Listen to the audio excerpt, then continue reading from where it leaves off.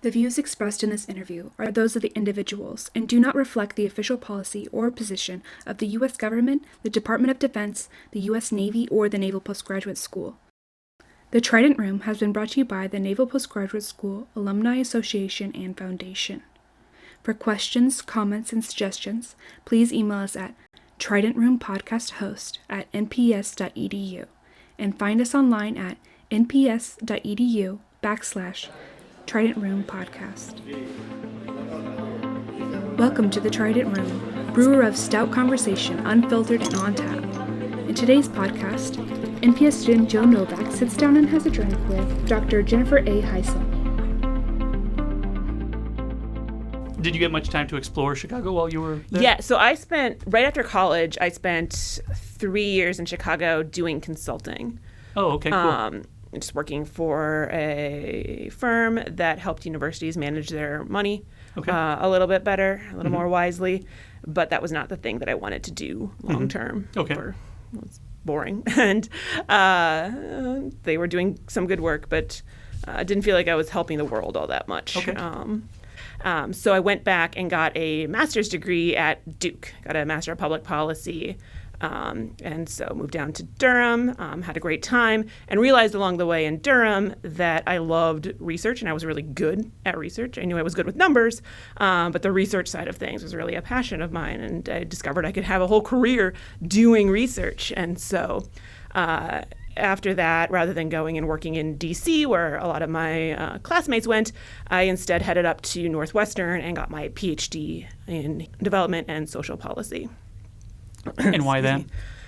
Why then, or why? Why human development and social policy? Human development and social policy. So I chose that program mainly because of the person who ended up being my advisor. He was an economist who is focused on the economics of education. And at the time, I was really interested and thought I exclusively wanted to work in the world of education and evaluating what policies and practices could improve education in states, local governments, or at the federal level even. And so I chose Northwestern because of my advisor.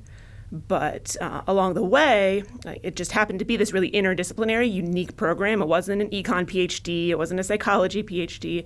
It was this unique combination that was really focused on interdisciplinary work. And so I had to, in the process of getting the degree, take some psychology classes, and it just opened up my thinking to a different way of seeing the world and different ways of coming at problems, just besides, the econometric approach of using math to figure out did X cause Y or not. And so I had a co-advisor, Emma Adam, on my PhD committee, and she was is an expert in cortisol and sleep. And so she kind of helped add that component to what I was already doing with my primary advisor, David Figlio, in the economics of education. And they had this really nice combination of skills and interests, and I kind of helped bridge the gap between them. And so I was able to make this really unique and interesting set of papers for my dissertation that I don't think would have been possible anywhere but in this unique interdisciplinary program, because it wouldn't have been economics enough for econ. There's too much psych. It would have been strange for a psychology program, but there it just fit. And there was this nice chance to combine these worlds, which is fantastic for me. I'm really glad I had the opportunity to be up there and do that. You bring up interdisciplinary. I'm in the Human Systems Integration program, and kind of what you said is exactly why I love the HSI program, because it's super interdisciplinary. And that's part of the reason that I wanted to do this podcast as well, is because NPS, while you might think about it as, the MIT of the DoD or the Navy, it's really quite interdisciplinary here, just on this campus. I had no idea that you were here, and the kinds of things you study and look into, and yet you're just across campus, and that's part of the magic, in my opinion, of NPS, is that we're so interdisciplinary here. including my program, Human Systems Integration. It's part SE, part operations research, part acquisitions process, et cetera, et cetera. So you appreciate the interdisciplinary flavor. Tell me what brought you to NPS. The data. The data is just unique from kind of the econ side of my resume. Pulls a lot of sort of pre-existing data and then analyzing policies and practices that have been put into place and figuring out what worked, didn't work quite as well. And the DoD level of data is unique in the world. Is that right? And I mean, at least unique in the United States. We were in Sweden, maybe they would track these things, and as a researcher, I would have access to them. But in the United States, it's very rare to have a group of people where we can see what is happening with their lives, whether it's their family development, as they get married or divorced or have children, and combined with what's happening in their work lives, combined with what's happening in their health records. That's not something that you can track in the civilian population. But here in the DoD, that is available through the active duty folks. And obviously the work that I'm doing, it's all de-identified. I can't track you down and identify who you are. But kind of at the macro level, I can answer questions that are interesting to me, like what happens to the health of mothers when she gives birth for the first time? What happens to the health of fathers when their significant other gives birth and they add a dependent to their home? Those are interesting, important questions for both the civilian and the active duty worlds, but you can't answer those very well with civilian data because at scale, there's no data available that kind of longitudinally tracks people over time. You can maybe do a survey after the fact. There's all sorts of biases involved with who, might answer those surveys or have the time to do that sort of thing, especially after having a baby. But the DoD is this unique institution where there's just a lot of interesting things happening. There's also interesting policies happening. Like they rolled out maternity leave. They went from 6 to 18 to 12 weeks of maternity leave, and then you can start to ask, all right, well, we know that having a baby affects mother's health, but does having this additional maternity leave available change those outcomes? Are her outcomes better or worse following birth if she has more time to recover? And those, again, in the civilian world aren't questions you can ask because there aren't very many times when you see a new program like that put into place at a massive scale. You might see some company roll out some new program, but the sort of people who work at a company that provides maternity leave are very different than the sorts of people who work at a company that does not provide maternity leave. Managers are much more likely, like kind of manager level people. Folks with college degrees are much more likely to work at the sort of places that would offer maternity leave compared to people who just have a high school education, for instance. But people with college degrees and high school degrees are very different for a whole host of reasons, and you can't say that it's just access to maternity leave that affects the reason why their outcomes are different. And so this sort of external policy change that we have in the DoD, where there was a sudden switch from 6 to 18 weeks, is a unique opportunity to see, does this policy work? And that can have implications not just for the DoD itself, but also for the civilian world as well. Interesting. I'd never thought about that. Is that a known thing out in the civilian world, that the DoD is this treasure trove of data? No, I had no idea. So it's kind of a hidden secret. It's this little hidden secret. So, if people stopped and thought about it, they would probably realize that there was a bunch of data there, but most civilians aren't going to have access to that. I discovered all that was available and what sort of data you can have access to as a Department of the Navy civilian employee, like doing academic work here at NPS when I came to campus to visit. It wasn't something that I was specifically searching out NPS for. I wasn't, I must work at DoD University, I'm going to work at, Army or Navy or NPS because I want this data. It was something that I discovered in the process of interviewing out here. And, when I was weighing the options in the end, that was a really big positive for me, just the cool access to the data and the sort of interesting policy relevant, hopefully useful questions I could ask for that. the students are also fantastic, so that helps too. It's good, yeah. So now I'm just sucking up to the audience. So you have no military background. How are you learning about the culture of the military, the DoD? What's relevant, what's not to the foot soldiers? Yeah. I ask questions all the time. I show up early to class when we had class in session and just talk to people because I don't know the whole world of the military yet. I've been here about 3 years, and I'm constantly learning new things from my students, and I see them as experts in what they are experts in. I can teach them statistics, and that's my area of expertise, but they're also bringing their own experiences and information to the table, and I find that really useful.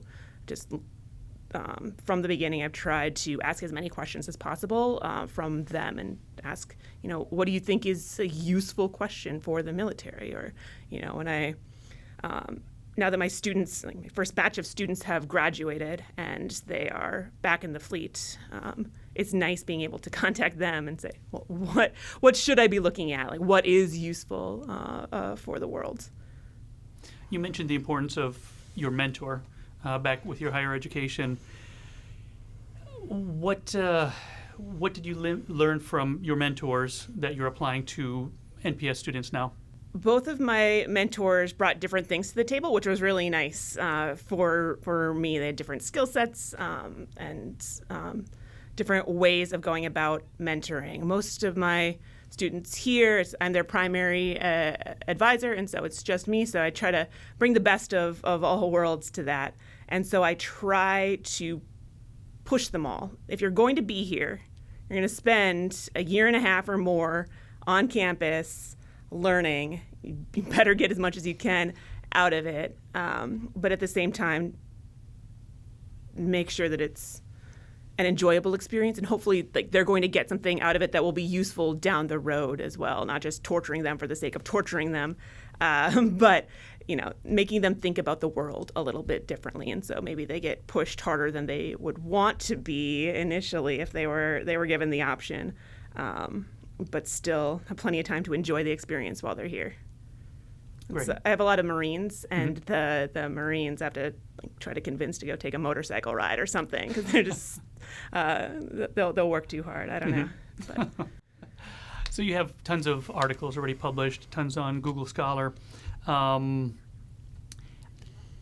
do you maintain your pace of publication? How do you get to that level of academic output? 2017 seemed to be a frenetic year for you as far as publications. I also had a baby that year, so that was just a lot going on. The academic publishing process, especially in economics, is long. And so a paper that I initially submit to a journal in 2015 might not get published until 2017. So some of that's actually reflecting work from earlier. And depending on what journal it is, things come out at different times. But the broad goal, kind of long-term thinking, is just to have things at different stages at all times, like an idea that I'm developing and just sort of poking around on a project where I'm cleaning the data and doing that sort of intense data cleaning work because that takes a different part of my brain than the more creative brainstorming sort of strategy. One where I am doing the writing, because that's a totally different way of thinking about the world. And then hopefully things that are just kind of working their way through the review process, scientific review, where I'm getting feedback and they're saying, we reject your paper, but you should do these things instead, or we accept your paper as long as you do these things, kind of those final stage things. So I try to have papers spread throughout that spectrum, so everything's always moving forward. There's never a point where I'm questioning what do I do next, because there's clearly one of those things one of those papers and one of those categories needs some action on it. So I'm always trying to move things forward. Having fantastic colleagues and co-authors is also really helpful in that process too, for sure. What's your favorite article that you've published?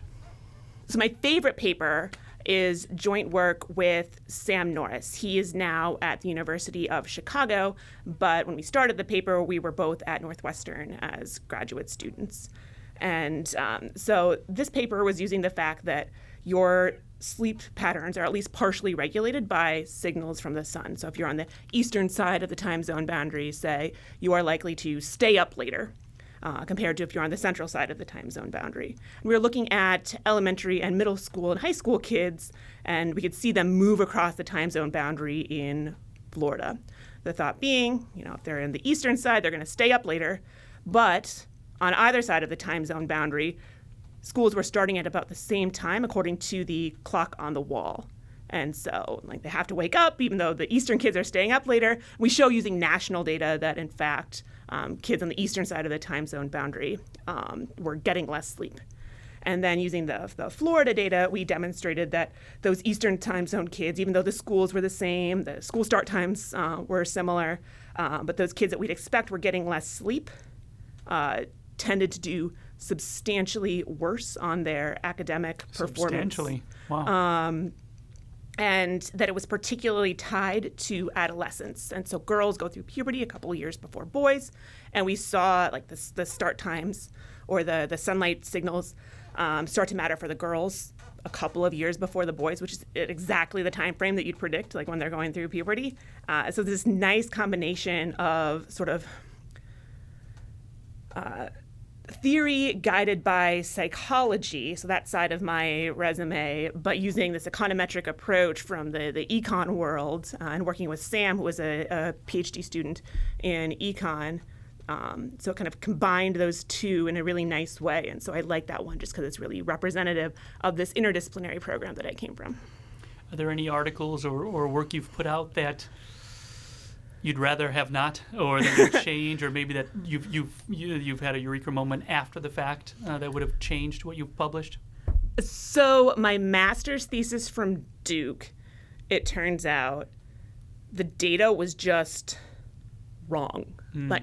I didn't know it, but just there was something with some of the data linkages that was wrong. And so it was a master's thesis. It wasn't published in an academic journal or anything. But when I discovered the wrongness, I was so deeply embarrassed. I had to go to my advisor at Northwestern and what do I do? This is totally wrong. Everything that I thought I knew about, it was about virtual education, and everything I thought I knew and had discovered and was so excited about was completely wrong. He's like, it's fine. It was a master's thesis. It's okay. These things happen. There's no retraction for this sort of thing. But it's a good lesson to have learned now to always check every bit of your data.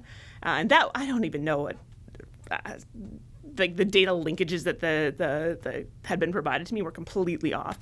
So I don't even know how I could have figured it out. But once I got the real data, I spent a lot of time cleaning it. Now I'm very obsessed with cleaning and making sure my data is looking good before I even think about publishing anything. So that was probably a good lesson to have learned early on. Sure. But beware of that 2012 master's thesis of mine.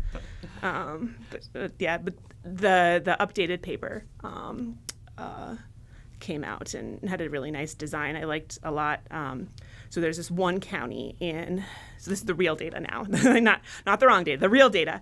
There's one county in North Carolina that had suddenly switched from having no Algebra 1 for its 8th graders to having Algebra 1 for 8th graders, but that was exclusively offered in a virtual platform. So there's this nice, again, sort of a sharp policy switch, much like we were talking about with the DoD and the maternity leave change, where we could see what happened as these kids who had no choice in the matter, they were just shifted from one set of opportunities and set of methods of teaching them algebra to a totally different thing. And we could watch within the county how scores changed for the kids who were suddenly induced into this online platform. We could also compare to the rest of North Carolina who didn't have these sort of changes. They all, if you were in North Carolina and you were a high-achieving kid in pretty much any other county in the state, you would have been in Algebra 1 in 8th grade, but it would have been in a traditional classroom. And we could see, do these multiple comparisons to see, for these kids that had this change in their set of available courses to take, what happened to their test scores, and we see this large drop in their Algebra 1 performance, just indicating that shifting them into this online platform resulted in way worse test scores for them. But they were high achievers, so they still passed. They still passed their algebra test. They were still able to move on and do whatever they were going to do in high school, but they did not get the sort of high scores that we would have expected from these sort of high achievers, which was in sharp contrast to what the proponents of this virtual platform were saying. They're saying, oh, look, everyone's passing this program. This program's great, but these kids shouldn't just be passing. They should be high scores. And so actually right now I'm doing some work with Tom On, who's in the Graduate School of Defense Management with me, and we're sort of trying to follow up on what happened to these kids. I looked at what happened to their Algebra 1 scores. We want to know what happens to their course taking in high school. Do they take more or fewer math classes? How well do they do in the ACTs? What are their longer term outcomes? So working on that right now. Follow up. Yeah. Seems pretty, people are interested in that one right now with the sudden switch to kids going online. Absolutely. Yeah. A lot of your work is particularly relevant in, it's June 30th, 2020 as we're recording this, and a lot of your work seems very relevant, and we're going to talk about some more in a little bit. But speaking of high scores and high achievers, tell me about your article entitled "The Navy Needs a Fully Baked Plan for Cannabis Legislation." Hi, indeed. So that one that was Aaron Cummins, who's in the Navy. He's one of our Navy students. And that was his thesis. And his point is just that it is highly likely that marijuana is going to be legalized nationally at some point soon. If it's going to be legalized nationally, we just need to have a plan in place for how we can deal with that. And so he did a great job just laying out some sort of options and weighing pros and cons of different policies. And we ultimately came down on, not a full ban is probably not going to be the most effective strategy. So trying to find some cases where, or a set of policies similar to what Canada is doing, where there are restrictions in place, certainly, especially if you're going to be doing something dangerous,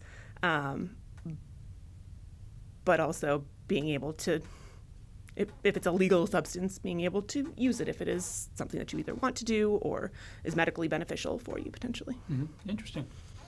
So 2 of your articles that have been cited 200 plus times and were written or at least published in 2015 and 16 are particularly relevant right now, I think.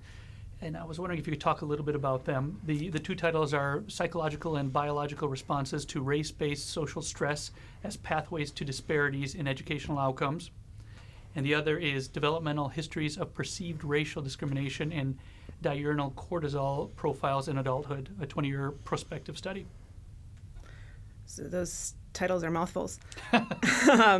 But so those were firmly in the world of psychology, working with my co-author on both of those was Emma Adam, who's my co-advisor at Northwestern. And so both of those were just trying to figure out the relationship between race-based discrimination and what that does to your body. How does experiencing discrimination, the phrase is get under the skin, which just means affect you internally. And one of the pathways by which it might affect you is the stress hormone cortisol. Cortisol gets a bad rap because everyone knows it's the stress hormone, but it's there to protect you. It's supposed to be there so that you can kind of get ready to face a stressful situation at hand and focus your attention on it. The problem is if you're always stressed and your cortisol is always highly activated, that can start to have potentially negative consequences for your health long term. And so both of those papers were looking at pathways by which race-based discrimination sort of activates that cortisol response in ways that can have negative long-term repercussions for your health. So what are you most excited about? What research are you most excited about with the Navy and with the DoD? So I was really lucky and really happy to receive funding from the Robert Wood Johnson Foundation to work on this project that I mentioned earlier on maternity leave, as well as childcare access within the DoD, and how those sorts of programs are associated with outcomes for new moms and dads. We really care about that in the civilian sector, but like I said, it's hard to get the data, and there's this unique opportunity here in the DoD to figure it out, like know what's going to go on. And so I have access to health records, again, anonymized, so don't worry, health records, so I can see is there a change in, diagnoses of postpartum depression as we move from different levels of maternity leave. I can see your run times, right? I can see run times, like just having more time at home help the moms like get back to their pre-pregnancy run times faster, or their physical fitness test scores. Do those change? Kind of for moms before versus after these policy changes. I can also look at job performance, right? Because the DoD tracks all sorts of job performance metrics, and I can see if there's any changes to those job performance metrics under those different policy regimes. And actually, just preliminarily, we do show that the dads, for instance, run substantially slower in those first couple of months after the baby is born, but then they get back to normal fairly quickly, right? There's this immediate hit of there's this immediate hit to their run times, let's say, or their physical fitness measures, but then they get back to normal. Moms, we tracking them even like 24 months out, never get back to normal. So they drop much more substantially, obviously, and they don't have to go running 2 months out, luckily. But even when we start tracking it again 7-8 months later, they're way below where they were before, and they never get back to the pre-pregnancy levels, even when we track them 24 months out. And obviously these are averages, right? There are some women who get back immediately. I have friends who run triathlons, and they were ready to go run a triathlon seemingly immediately. And there are those sort of folks. But the average mom is not getting back to her pre-pregnancy levels. And that matters just for general health. That's important to know. But it also could matter if these sort of measures of physical fitness are associated with job promotion or, retention decisions. And so that's a really good example of unique data here available at NPS, something that the world broadly cares about. So, civilians, DoD, they both can care about that. And this nice, unique policy change can get fit in there too, so we can then start evaluating, hey, does having more maternity leave help moms get back to normal more quickly or not? And it's important to know that too. So that's what I'm most excited about right now. And I'm currently 7 months pregnant, so I may have some selfish interest in all of this too, but How does your research go from research, presentation to Navy leadership, and acceptance of policy? And is the Navy accepting of your research findings or research findings in this realm? I'm too new to have a good answer to that yet. So I've only been here for 3 years at this point, coming up my 3-year anniversary of being at NPS. Got to go get a new CAT card. But I am excited to see how this plays out. The longer I'm here, the more people I meet, and just the more my network is growing. And so it'll be interesting for me, at least, to see how this plays out the first time. And I'm going to probably learn a bunch of lessons along the way and compare that to, how I'm doing all this in 20 years when I've been here for quite a while. But I think good evidence of a program helping moms and potentially dads can be valuable to DoD leadership as they consider, is 12 weeks the right amount of leave for moms? Should dads have different amounts of time, as the Marine Corps considers 12 months potentially. Letting new moms take a sort of leave of absence. These are policy discussions that are happening, and so hopefully my research can inform that within the DoD. And it's also relevant for the civilian world. The federal policy for federal workers starting on October 1 is that they're going to have 12 weeks of leave available for new parents. So that's something that's rolling out right now. Unfortunately, my baby is due September 1, so I do not get that, but it's real rough for me. But nevertheless, it is something that is expanding in the civilian sector.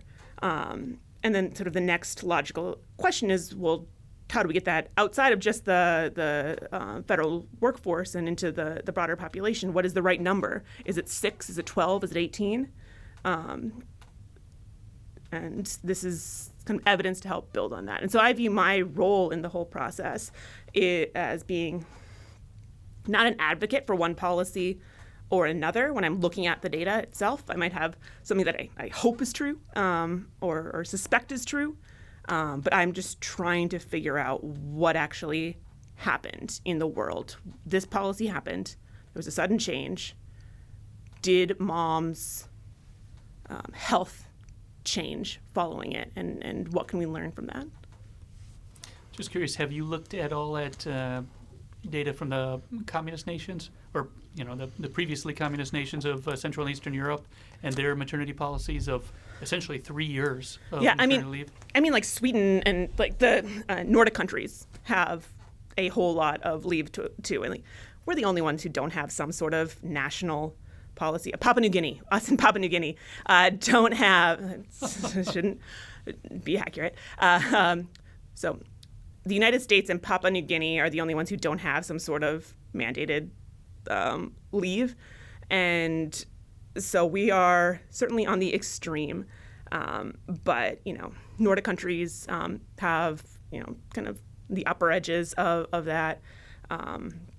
But we are the rarity in the world, and there's been some great work looking at those other places, and giving dads leave, for instance, can be helpful not just for potentially bonding with the kid, but also for the mother who can then go to a doctor's appointment and other things. And so there's all sorts of interesting things happening there with their unique data.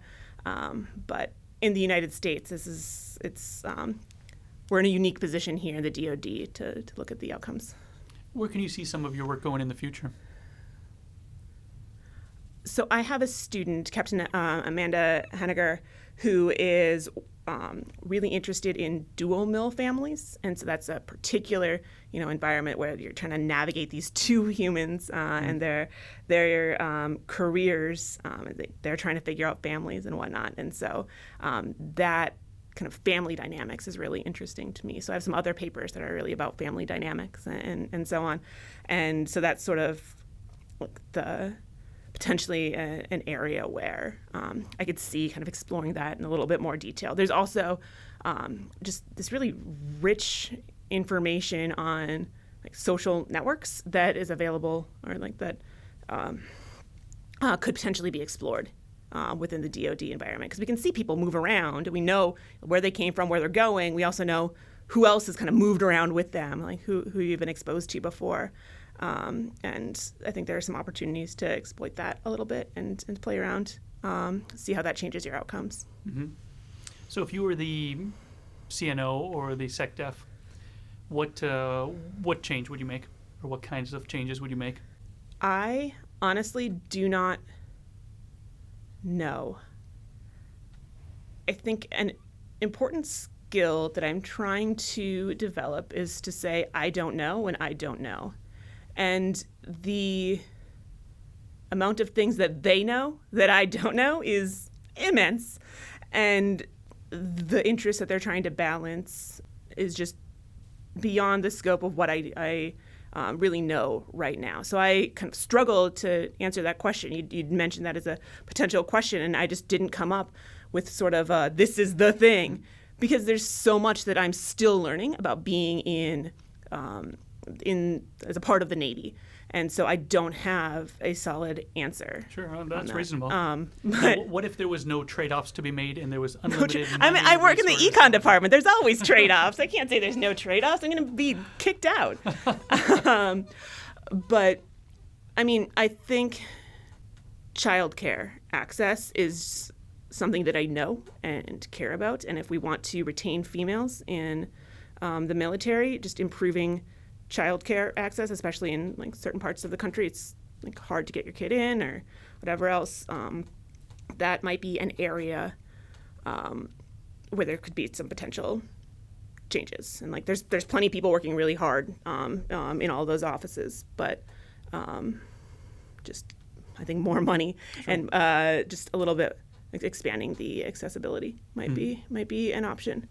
It's also what I do if I was, the dictator of like the United States and could make some policy pronouncement. I'd want wider access to childcare there because I think it addresses a bunch of problems potentially all at once. Mm-hmm. So if you could publish, variations thereof as well. If you could publish only one successful, realistic, achievable paper, what would the title be, and give us a rundown of the abstract? Maybe not surprising given a couple of my prior answers, but health, work and parental supports, evidence from the Department of Defense or something like that for the title, and just like running down what I discovered from this research that I am currently working on. Maybe I should be thinking longer term when you ask that sort of question, but I'm just really in the midst of this project and I can't think about much else, I guess. Sure. But I'm hopeful that this will be sort of the successful, interesting, useful paper that I want it to be. And I'm still early enough in the beginning phases that I still have hope that's how it's going to work out. But I think it has the potential to be really useful for the world. And so I'm excited for it. Just having this chance to have health data and work performance data and this policy change and being able to track people longitudinally over time is such a unique set of circumstances that I'm really excited about it. Fantastic. What's the best investment in yourself that you've ever made? I'm really happy that I took the leap and got the Ph.D. I could have gotten a fine job with the master's degree, could have lived a very happy life. I would have been making money a little bit sooner and not being a grad student for an additional 5 years. But I wouldn't have been able to do the sort of work that I'm able to do now. I wouldn't get to teach. I wouldn't be here. And so I am very lucky that investment worked out. And I'm very happy that I made that investment. That the PhD was not a certainty. It wasn't something that I, grew up knowing that I wanted to get a PhD at all. I don't think I knew anybody with a PhD growing up in northern Minnesota, but I am very happy that I made that choice. What advice would you give to your 23-year-old self? Most of the things that you are worrying about do not matter all that much in 10 years, let alone 2 years. So relax, enjoy this time because the world will change and your life will change in very positive ways, but enjoy being 23. And looking forward, what has changed about your future self in 10 years?